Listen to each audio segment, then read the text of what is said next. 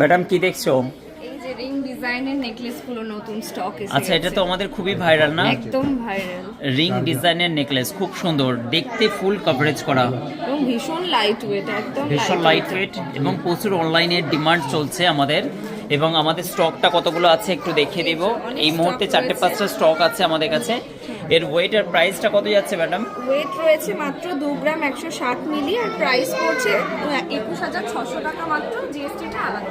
21,600 টাকার মধ্যে ফুল কভারেজ করা এত সুন্দর ডিজাইন।